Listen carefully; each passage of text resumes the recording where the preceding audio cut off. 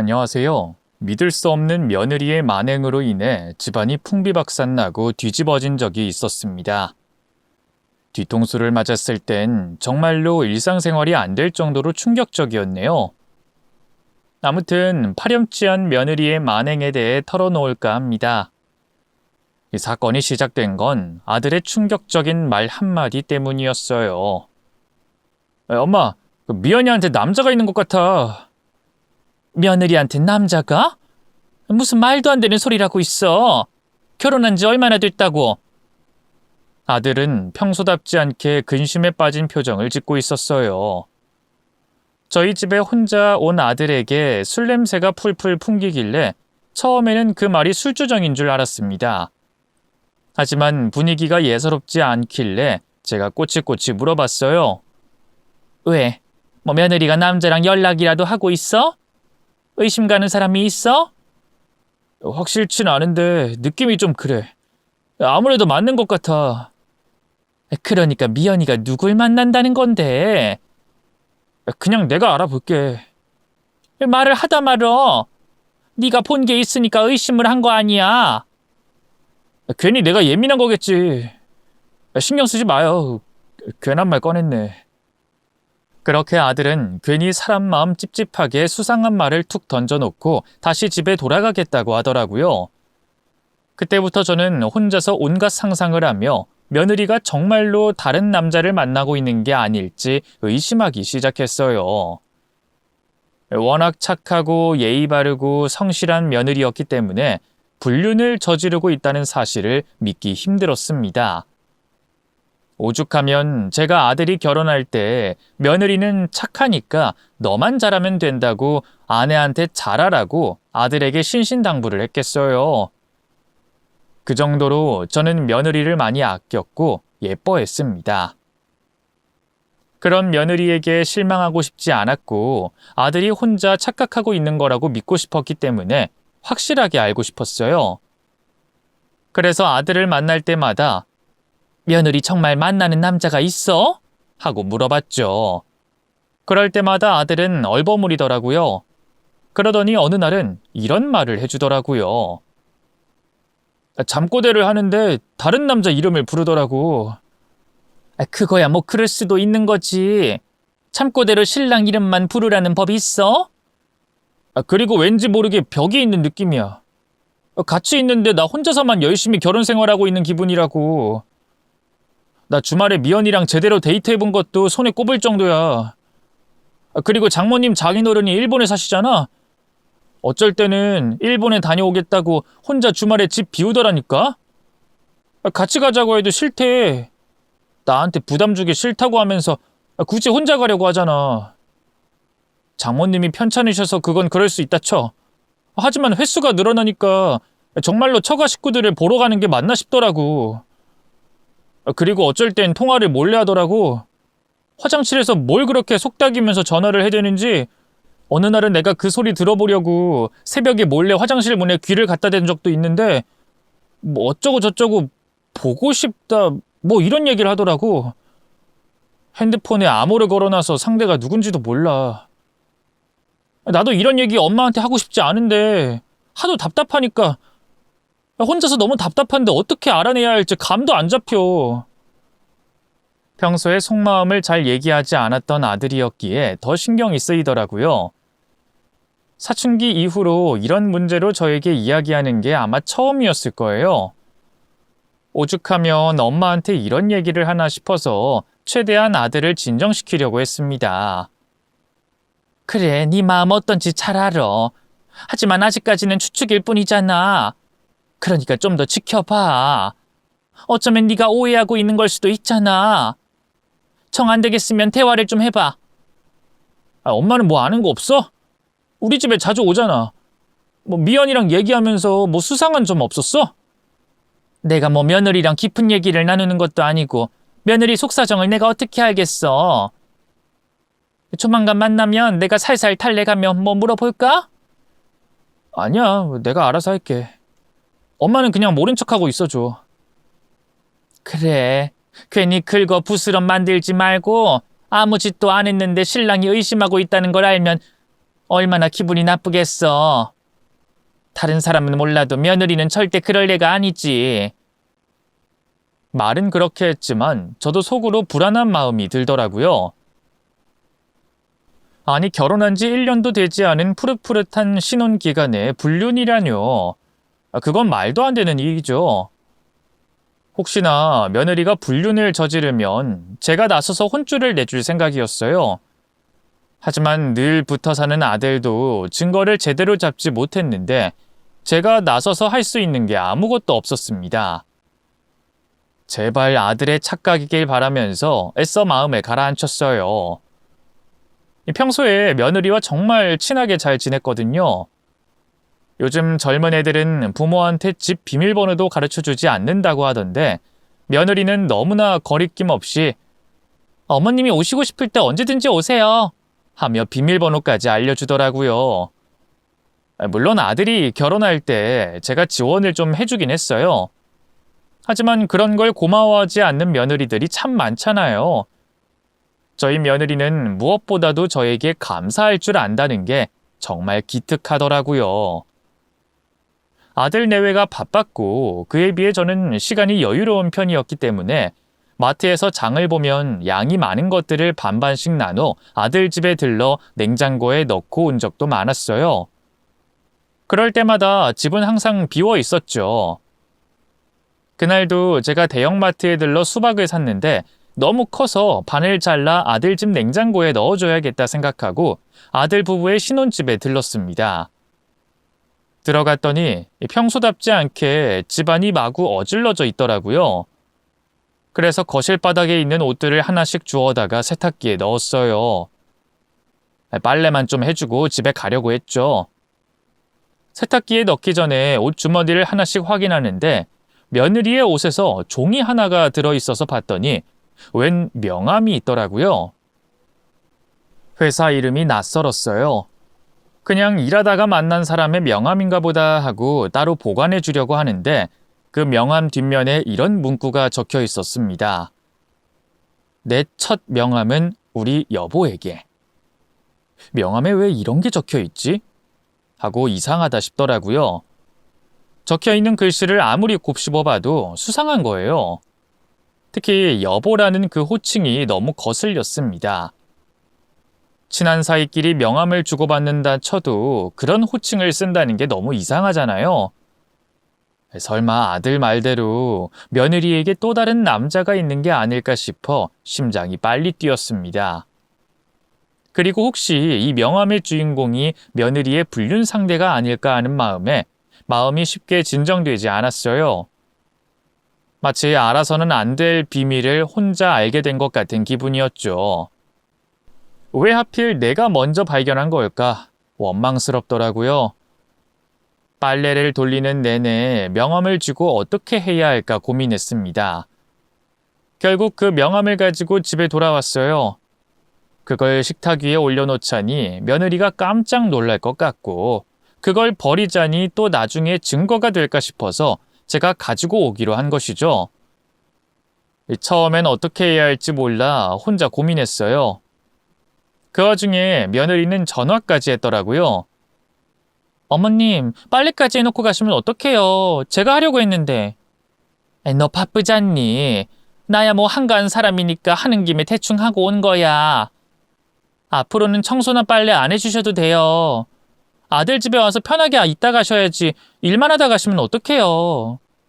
자꾸 그러시면 곤란해요. 이제는 진짜로 저희 집에 오시면 일하지 말고 쉬다 가세요. 알았다. 요새 힘든 건 없니? 밥은 잘 챙겨 먹고? 어머님이 매번 냉장고 채워놓으신 덕분에 잘 먹고 있어요. 괜히 저희 때문에 어머님이 고생하시는 거 아니에요?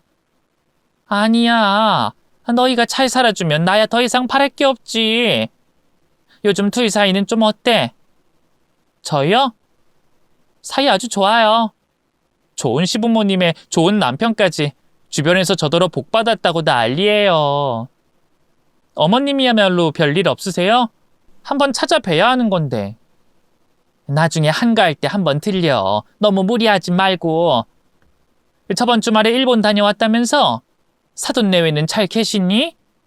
네, 안 그래도 안부 전해달라 하시더라고요. 안 싸더니 어디가 아프다고 했지?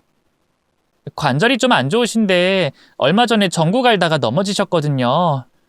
병원에 다니시면서 재활치료하고 계신데 아프시니까 딸이 많이 보고 싶으신가 보더라고요. 한국에 오실 생각은 없으신가?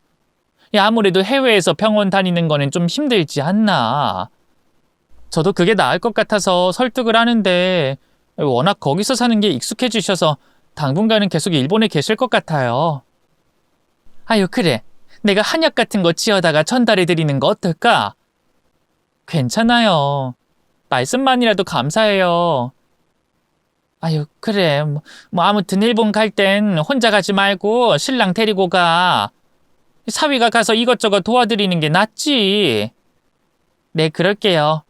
어머님도 무슨 일 있으시면 언제든지 연락 주시고요.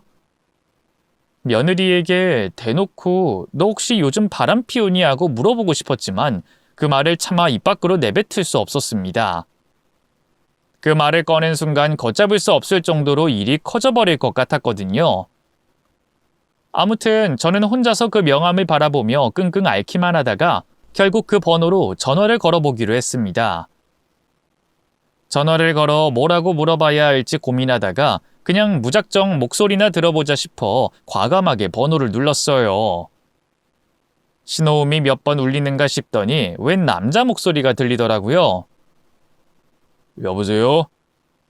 저기 김철우 씨 전화번호 맞습니까? 네, 맞는데요. 누구십니까?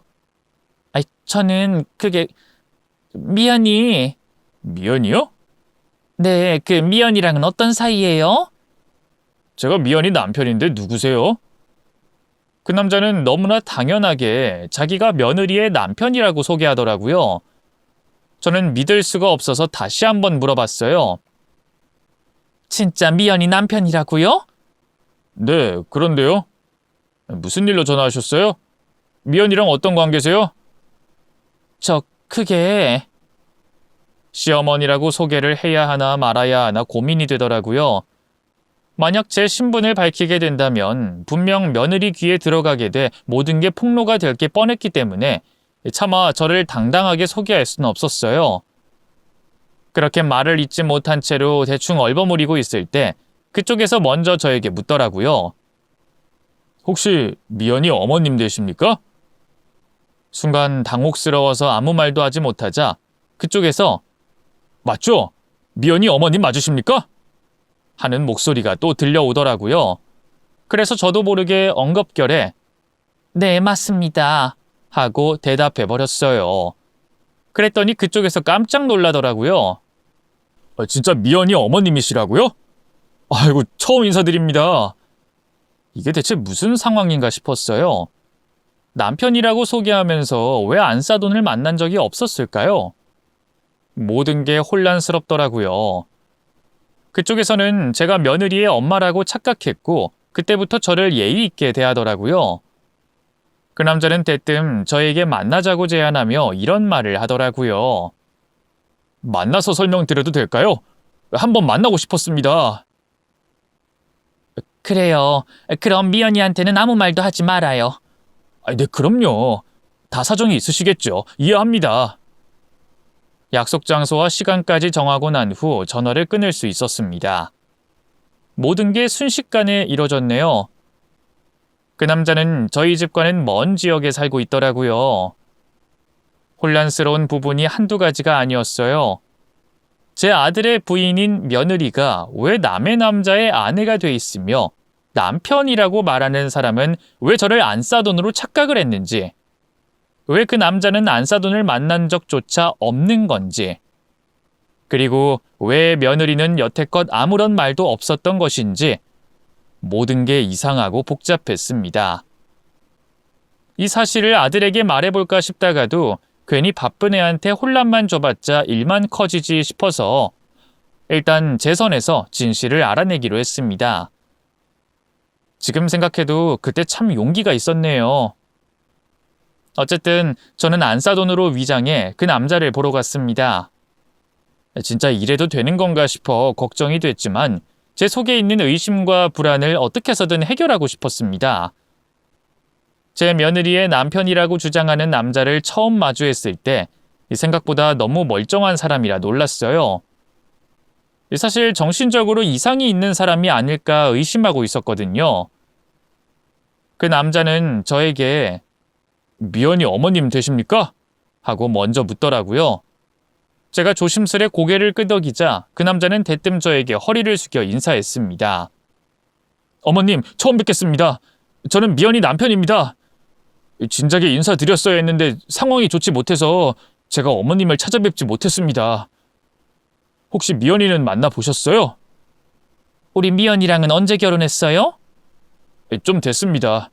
8년 넘게 연애만 하다가 제가 먼저 결혼하자고 했습니다. 가진 건 많이 없어도 미연이 하나만큼은 행복하게 해줄 자신이 있어서 살림 합치자고 고백했습니다. 8년이나 연애를 하고 결혼까지 했다는 말이에요? 근데 어머님, 말씀 편하게 하십시오. 존댓말 하시면 제가 더 불편합니다. 아무튼 미연이랑 저는 아주 오래된 사이입니다. 순서가 좀 잘못되긴 했지만 제가 어머님께 정말 잘하겠습니다. 그럼 미연이랑 같이 살고 있어요, 지금도? 예, 그럼요. 여기 바로 근처에 저희 신혼집이 있는데 혹시 같이 가시겠습니까? 제가 차 한 잔 대접해 드리겠습니다. 그렇게 저는 엉겁결에 그 남자가 신혼집이라며 소개시켜주는 곳에 따라갔습니다. 한 빌라에 저를 데리고 가더라고요. 몹시 작고 허름한 반지하 방이었어요. 습한 냄새가 물씬 풍겨오는데 집 내부는 꽤 아기자기하게 꾸며놨더라고요. 그 남자는 분주하게 물을 끓이더니 녹차 티백을 하나 뜯어 우려내더니 저에게 내밀었습니다. 준비한 게 없어서 이거라도... 아이, 고맙네. 우리 미연이 아기 때 어땠어요? 그때도 예뻤죠? 예뻤지. 지금이랑 다를 거 하나 없이. 잘하면서도 말을 참 잘 들었지. 어머님도 미인이십니다. 우리 미연이가 어머님을 닮았나 봐요. 그런가? 우리 미연이 어떻게 만났나? 일하다가 만났습니다. 저랑 미연이 둘 다 어릴 때부터 일했거든요. 상황 잘 아시지 않습니까? 그랬구나. 그럼 미연이랑 결혼한 시기는 언제쯤인가? 재작년 2월쯤부터 살림 합쳤습니다. 사실 결혼 전에도 쭉 같이 살고 있었습니다. 저희 둘 다 외롭게 자라다 보니 의지할 때가 둘밖에 없었거든요. 그럼 혼인신고는? 혼인신고는 아직입니다. 그럼 그냥 사실혼 관계인 거네? 뭐 따지고 보면 그렇긴 하지만 어차피 저희는 서로 가족이나 마찬가지이기 때문에 딱히 형식적인 건 필요 없다고 생각했습니다. 혼인신고는 조만간 할 거고요.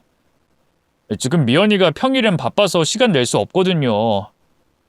평일에 미연이가 바쁘다고? 네, 뭐 돈 버느라 바쁘죠.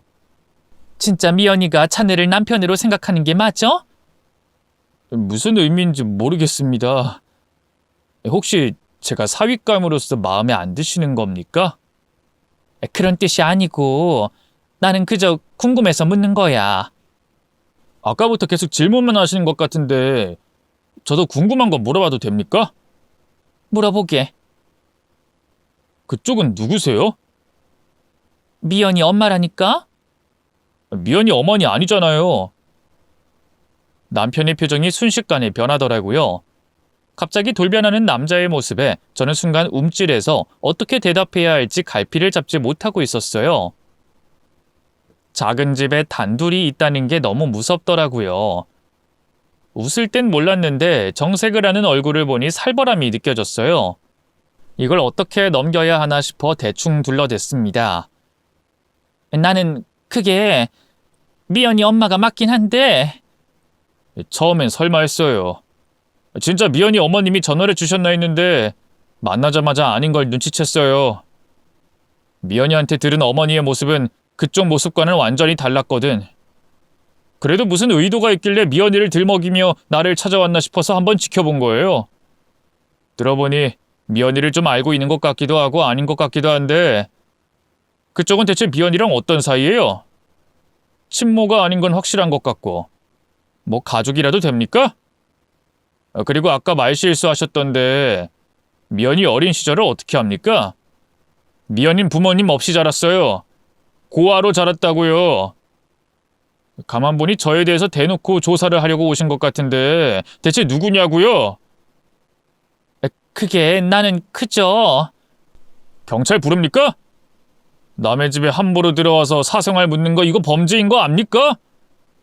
지금 당장 핸드폰으로 112 누를까요? 그 남자는 분위기를 험악하게 몰고 가더라고요. 결국 저는 제 정체를 그 남자 앞에서 밝힐 수밖에 없었습니다.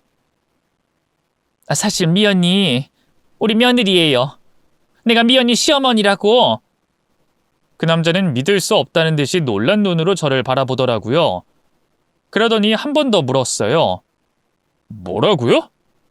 나도 믿을 수가 없어서 찾아왔어요. 분명 미연이는 우리 아들이랑 결혼했는데 그쪽이 미연이 남편이라고 하니까 이게 대체 무슨 일인가 싶어서 찾아왔다고. 시기를 보아하니 우리 아들보다 먼저 만난 것 같은데 진짜 미연이랑 결혼한 거 맞아요? 둘이 정말로 부부 사이 맞냐고요? 말도 안 돼요. 어떻게 우리 미연이가 그쪽 며느리입니까? 예?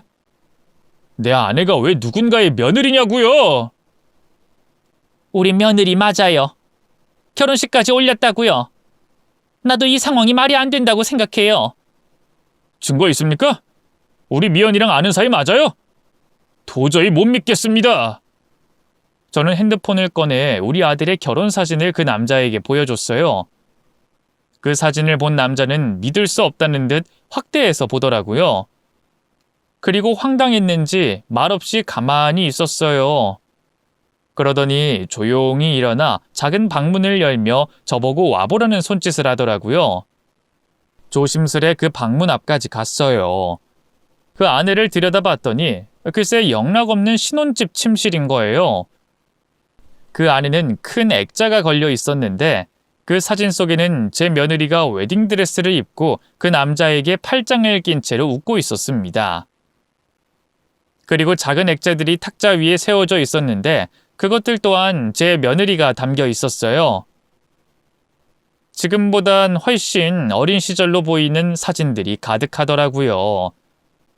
정말로 둘은 오래된 사이가 맞는 것 같았습니다. 제 아들의 아내인 줄로만 알았던 며느리가 이곳에서는 웬 남자의 아내가 돼 있었던 거예요. 둘의 웨딩 사진을 보니 주체할 수 없을 정도로 가슴이 요동치더라고요. 결국 저는 믿지 못할 광경에 주저앉고 말았습니다. 그리고 오열하고 말았어요. 최악도 이런 최악이 없잖아요. 단순히 다른 남자를 만날 거라고 의심했던 며느리가 알고 보니 우리 아들보다 먼저 살림을 차린 남자가 있었던 거예요. 그 남자도 믿을 수 없었는지 저를 붙잡고 계속 질문을 던지더라고요. 우리 미연이가 그쪽 아들이랑 어떻게 만났는데요? 어디서 언제 만났는데 결혼까지 하게 된 겁니까? 소개로 만났다고 들었네요. 그럼 그쪽은 제 존재는 어떻게 알게 된 겁니까? 아들 집에서 빨래 해주다가 며느리 옷에서 명함이 나왔는데 이상해서. 그럼 평일엔 내내 그 집에 있었단 말이네요? 저한텐 일한다고 거짓말하고. 그게 어떻게 가능했던 건지. 둘이 결혼했는데 따로 살았던 건가요? 아까 말씀드렸다시피 저희는 아주 오랜 기간 연인이었습니다. 그리고 저는 고시 공부한다는 이유로 오랜 시간 백수로 지냈고요. 어떻게든 시험에 합격해서 미연이 행복하게 해주겠다고 다짐했는데 그게 잘 안 됐습니다. 그래도 한 여자를 책임져야 하는 남자로 거듭나기 위해서 열심히 취업 준비했습니다. 더 이상 늦으면 안 될 것 같다고 생각해서 미연이한테 같이 살자고 청혼했고요. 형편은 어려웠지만 둘이 살면 뭐든지 해낼 수 있다는 생각 하나로 살림을 합쳐 살게 됐습니다. 고아였던 미연이는 저를 의지했고 저도 미연이에게 많이 기댔어요. 미연이는 어린 시절 자기를 버린 친모를 찾은 후에 호적 정리가 끝나면 혼인신고하자면서 법적인 부부가 되는 걸 계속 미뤄왔어요. 그때는 그걸 이상하게 생각하진 않았는데 결국 저는 사실혼 관계였을 뿐이었네요. 저는 그런 사실도 모르고 미연이한테 정말 고마워했어요. 저를 위해서 돈을 벌겠다면서 공장에 취직해서 기숙사 생활을 시작했다고 했거든요. 그렇게 저희가 주말 부부가 됐어요. 초반엔 주말마다 저를 만나러 오더니 나중엔 2주에 한 번, 또 나중엔 3주에 한 번, 그러다가 한 달 내내 오지 않을 때도 있었고 어쩔 때는 연락을 받지 않을 때도 있었어요. 그래도 미연이는 돌아올 생각을 안 하더라고요. 취업하게 되면 첫 명함은 반드시 미연이한테 주겠노라 약속하고 그날만 기다렸는데 막상 그날이 되니 미연이가 그리 행복해 보이지 않았어요. 너무 오래 기다리게 해서 미안하다고, 이젠 내가 너를 먹여 살리겠다고 호강시켜주겠다고 했는데 이미 다른 살림을 차리고 있을 줄은 정말 몰랐습니다. 지금도 기숙사에 있다고 일하느라 바쁘다고 제 전화 받지도 않더라고요. 미연이는 기숙사에 살지도 않았어요. 공장에 다니지도 않았고 우리 아들이랑 신혼집에 살았어요. 그리고 나는 사돈 내외를 본 적이 있어요. 상견례도 했고 결혼식도 올렸는데 그때마다 사돈 내외가 있었어요. 그럴 리가 없습니다. 미연이한테는 부모님이 없어요. 아마 그 사람들 가짜가 분명합니다. 일본에서 잘 살고 있는 분들이 어떻게 가짜일 수가 있는지. 딱 보면 모릅니까? 가짜니까 해외에 산다고 했겠죠. 진짜였으면 멀리 떠나 보냈겠습니까? 아무튼 미연이는 부모한테 버림받고 외롭게 살아온 애입니다.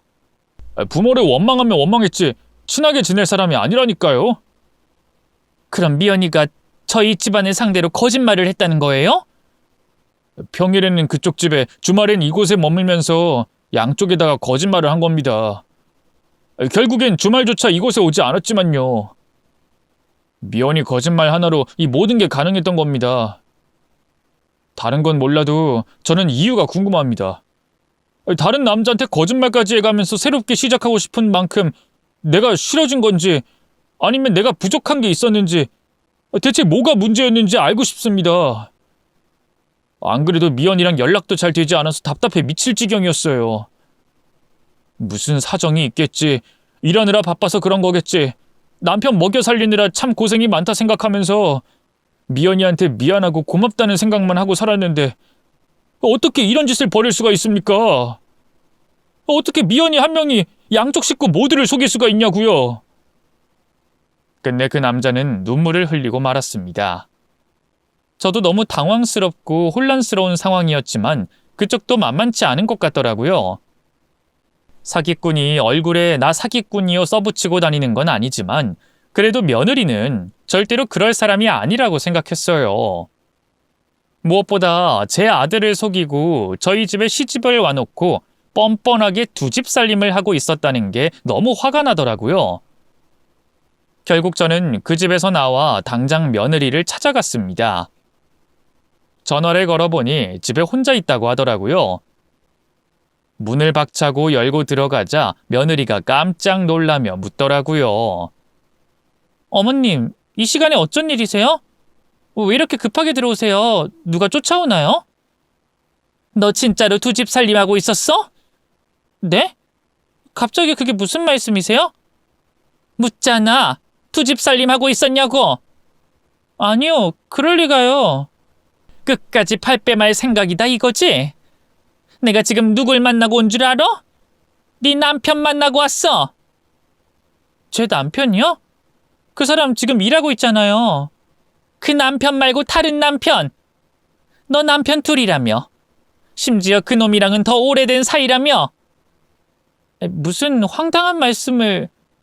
그럼 이 명함은 어떻게 설명할 거야? 저는 가방 안에 가지고 있던 명함을 꺼내 며느리에게 보여줬습니다. 그랬더니 며느리가 눈을 동그랗게 뜨며 저에게 묻더라고요. 어머님, 이게 뭔데요? 뭐긴 뭐야, 네 옷에서 나온 거지? 며느리는 곰곰이 생각하는 신용을 하더니 웃으며 대답을 했습니다. 설마 어머님, 이 명함 하나 때문에 제가 두 집 살림한다고 생각하시는 거예요? 제가 그럴 사람으로 보이세요? 정말 섭섭하네요. 저도 이 명함이 왜 주머니 속에 들어있었는진 모르겠지만 이 사람 제 스토커예요. 뭐? 스토커? 네. 예전부터 저한테 만나달라고 졸졸 쫓아다니는 남자가 있었는데 제가 무시했거든요. 어느 날 명함을 주는데 뭔가를 써서 주길래 아무 생각 없이 주머니에 대충 꾸겨놓고 있었던 거예요. 그걸 의미 있게 보관했더라면 주머니에 있었겠어요? 저한텐 아무런 의미가 없는 남자예요. 그걸 의미 있게 보관했더라면 주머니에 있었겠어요? 저한텐 아무런 의미가 없는 남자예요.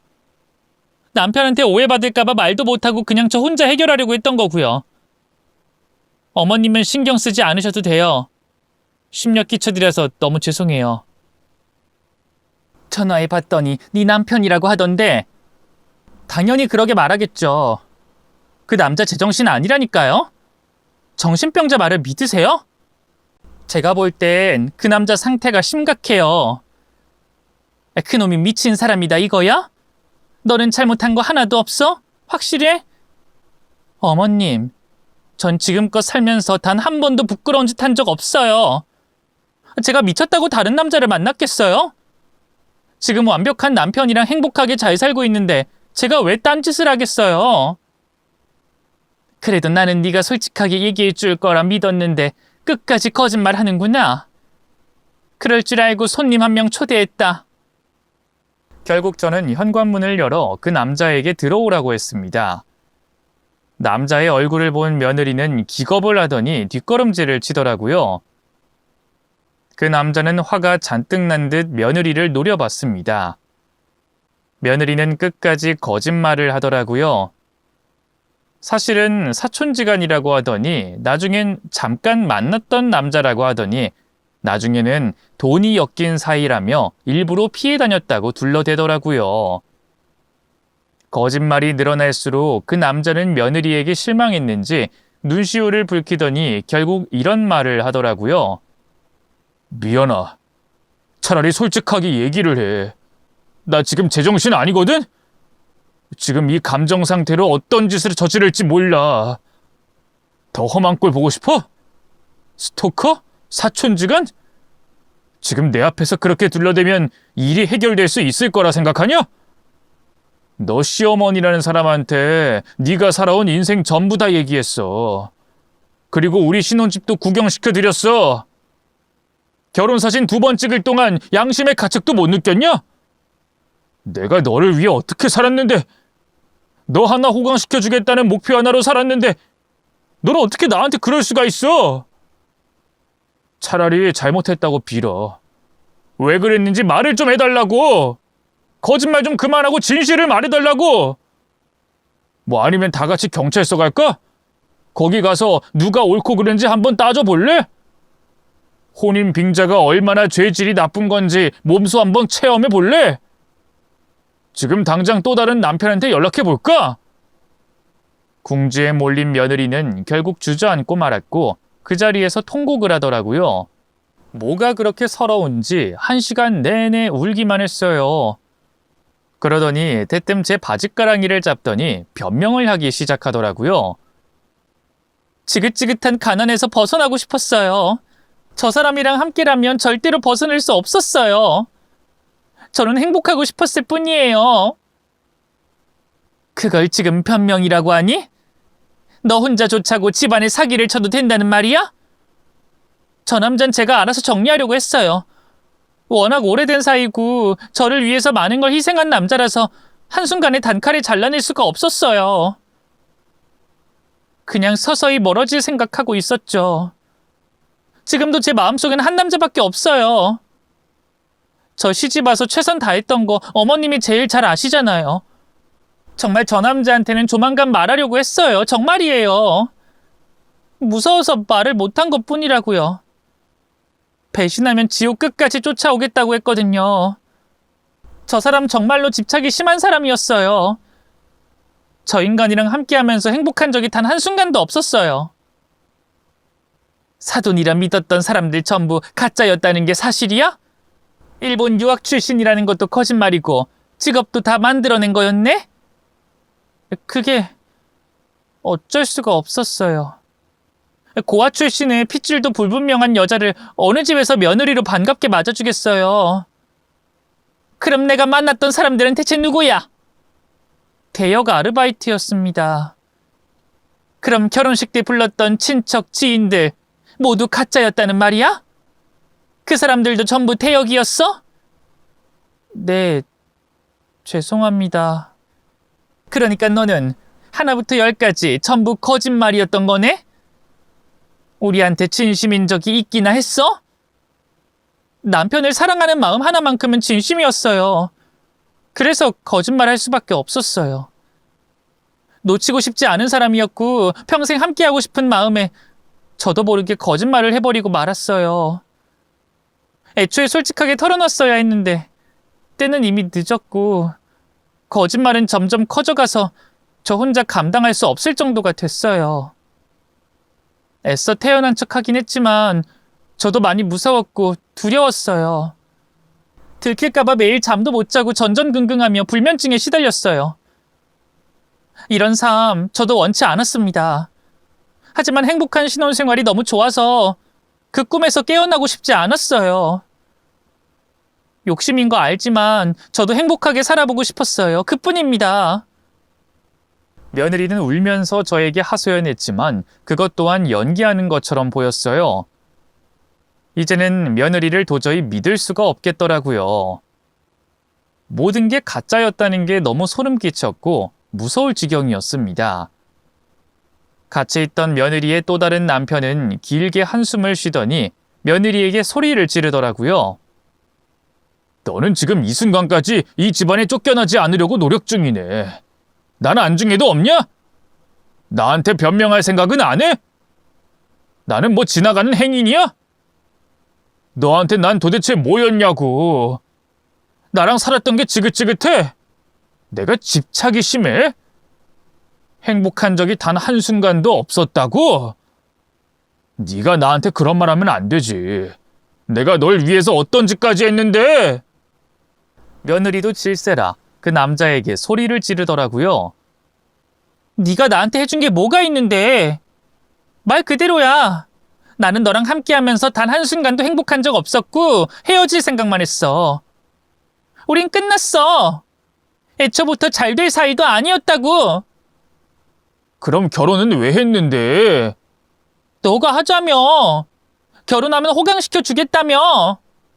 그런데 이 모양 이 꼴로 살고 있잖아. 그래서 잘 사는 집에 시집 가서 호강하려고 했다? 그래서 가족까지 대역 알바 써가면서 거짓 인생 살고 있었냐?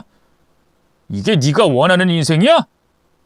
그래서 지금 시어머니 앞에서 무릎 꿇고 싹싹 빌고 있냐? 정말 처량하기 그지없네. 나는 분명 신호 줬어.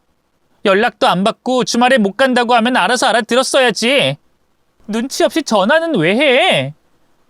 연락이 없으면 이별 통보 받겠구나 생각하면서 받아들였어야지. 내가 네 남편인데 어떻게 그걸 이혼하자는 의미로 받아들이냐? 남편을 위해 일한다고 집 나간 아내가 알고 보니 다른 남자랑 결혼했다는 게 말이 돼? 마지막으로 물어볼게. 너 진짜로 난 안중에도 없었냐? 없어. 내 인생에서 제발 사라져줘. 우리의 긴 세월이 고작 이렇게 끝난다고? 진심이야? 제발 나가라고. 더 이상 꼴도 보기 싫으니까. 그래, 알았다. 이거 하나만 알아도 너는 내 인생에서 가장 큰 상처를 준 사람이야. 죽을 때까지 널 증오할 거니까 그런 줄 알아. 그 남자는 현관문을 쾅 닫고 나가버렸습니다. 남자가 사라지자 며느리는 본격적으로 저에게 매달리기 시작하더라고요. 어머님, 이제 다 끝났어요. 저 남자랑 완전히 끝났다고요. 저 법적으로도 아주 깨끗해요.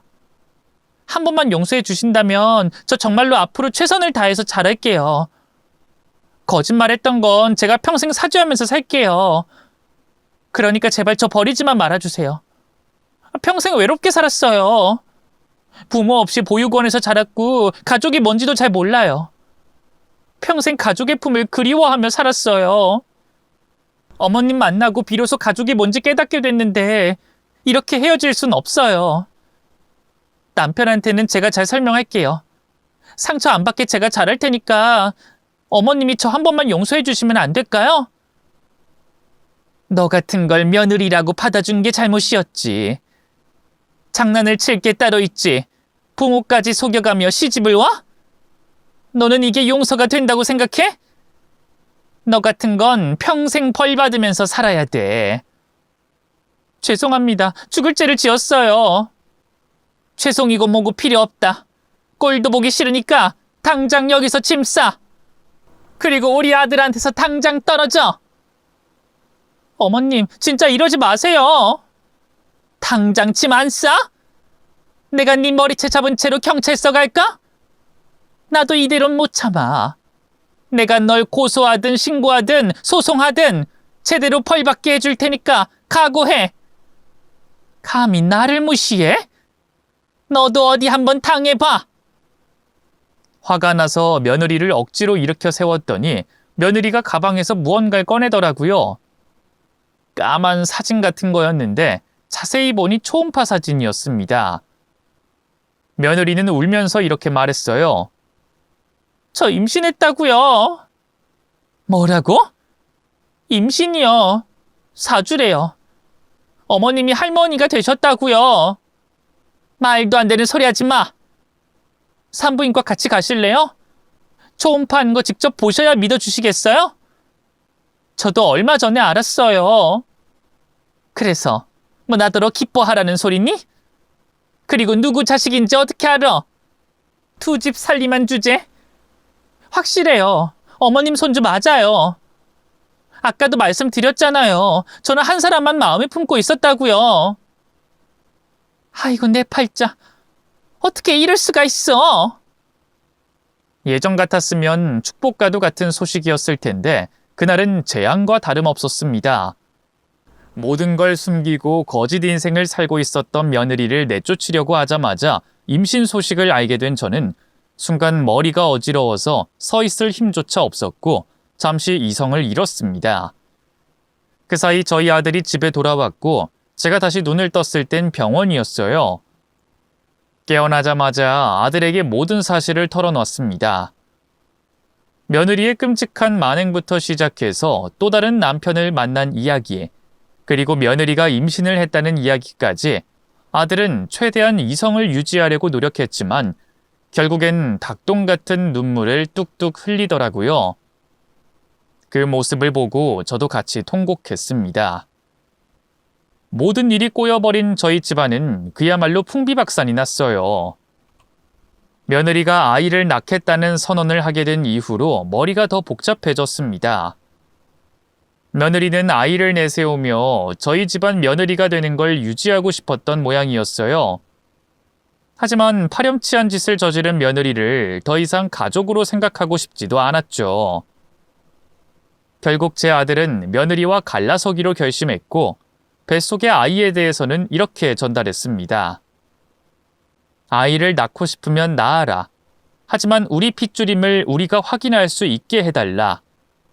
만약 내 손주가 맞다면 양육비를 지급하든 우리가 키우든 책임을 지마. 그렇게 며느리가 아이를 낳을 때까지 기다리는 내내 얼마나 초조하고 떨렸는지 모릅니다. 신혼생활 얼마 하지도 않았는데 이혼까지 하게 된 아들이 애딸린 이혼남이 될 위기에 처했잖아요. 저도 어쩔 수 없는 부모인지라 내 아들 인생 망치게 될까봐 며느리가 밉고 짜증나더라고요. 그래서 아들에게 신신당부했어요. 어떻게 해서든 며느리를 고소하라고요. 사기죄 그런 걸로 어떻게 해서든 벌을 주라고 했더니 아들도 안 그래도 그런 준비를 하고 있다고 하더라고요. 결국 며느리는 아이를 출산했습니다. 애는 무슨 죄가 있겠어요. 축복 속에서 태어났어야 할 아이가 환영받지 못하게 된 것이 정말 안타까웠어요. 그리고 그 아이가 정말 우리 아들의 아이라면 책임을 지는 게 마땅한 일이죠. 다만 며느리가 우리를 상대로 워낙 거짓말을 한 게 많으니 확실히 하고 싶었어요. 그래서 저희는 유전자 검사를 의뢰했습니다. 검사 결과 그 아이는 우리 아들의 아이가 아니라 그쪽 남편의 아이로 판명이 나고 말았어요. 며느리는 그럴 리가 없다며 다시 한번 검사를 하겠다고 난리를 피우더라고요. 검사를 한 번 더 진행했지만 결과는 같았습니다. 이런 생각을 하면 안 되지만 저도 모르게 안심이 되더라고요. 둘 사이에 아이가 있으면 어찌됐든 계속 연결이 되잖아요. 사기꾼의 피가 섞여 있는 손주를 대신 키워줄 뻔했는데 어쨌든 그걸 면하게 됐으니 하늘에 감사하게 되더라고요. 덕분에 깔끔하게 정리를 할 수 있었습니다. 그쪽에서도 아이를 내세우며 붙어 있으려고 했는데 그걸 실패하게 되니 순순히 물러나더라고요. 그 뒤로 며느리는 아주 곤란한 상황에 처해지고 말았습니다. 일단 저희 쪽에서는 버림을 받았고 그쪽 남자도 며느리를 버린 모양이더라고요. 하긴 그쪽도 바보가 아닌 이상 싫다고 떠난 여자를 어떻게 다시 받아줄 수 있었겠어요. 배신당한 충격으로 많이 힘들었겠죠. 그렇게 양쪽에서 모두 버림받게 된 며느리는 결국 혼자 아이를 키우게 됐습니다. 두 집 살림하며 바쁘게 살았던 며느리의 인생이 순식간에 외로운 삶으로 변해버렸네요. 모든 게 엇보겠죠. 든 자리는 몰라도 난 자리는 안다고 며느리가 집안에서 쫓겨나니 시끌벅적했던 집안 분위기가 어느새 조용해졌어요. 아들은 계속 저에게 미안하다고 사과를 하더라고요. 그래서 네 탓이 아니니 너무 자책하지 말라고 위로해줬네요. 작정하고 사기치려는 여자를 어떻게 막을 수 있었겠어요. 잠시 지나가는 시련이라고 생각하고 잘 이겨내자고 했습니다. 몇 년이 흘렀더니 그래도 제법 잊혀지더라고요. 이제 다른 욕심 없어요. 아들이 마음의 안정을 찾고 언젠가 좋은 짝을 만나 소박하게 가정을 이뤘으면 합니다. 큰 일을 겪고 나니 저도 인생을 겸손하게 살아가게 되더라고요. 그런 큰 사건이 벌어졌을 때 눈앞이 막막하고 인생이 끝났다고 생각했는데 어찌저찌 해결하다 보니 다시 예전처럼 돌아왔네요. 아무튼 사람 하나 잘못 들인 바람에 집안 자체가 무너질 뻔했습니다. 그렇다고 앞으로 드릴 며느리에 대한 뒷조사를 일일이 해볼 수도 없는 노릇이고 사람을 붙여서 미행할 수도 없는 노릇이잖아요. 참 어렵네요. 그만큼 사람을 집에 들인다는 건 정말 신중해야 되는 일 같습니다. 부디 여러분들의 가정에는 평화와 행복만 가득했으면 좋겠어요. 사람을 잘 만나는 것도 인생에서 가장 큰 복이잖아요. 이제는 좋은 인연만 닿길 바라는 마음으로 사연을 마치도록 하겠습니다. 긴 사연 읽어주셔서 감사드립니다.